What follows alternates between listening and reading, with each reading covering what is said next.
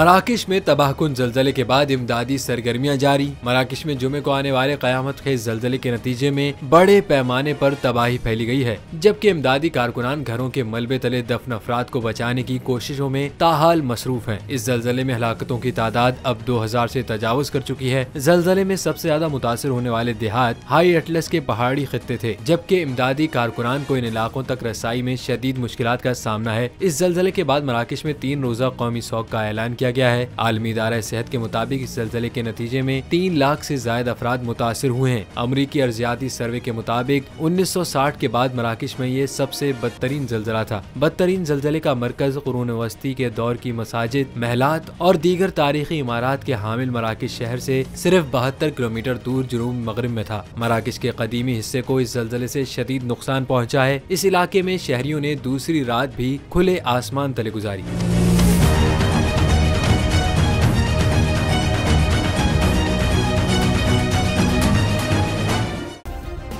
Subscribe करें और bell दबाएं ताकि कोई खबर रह न जाए।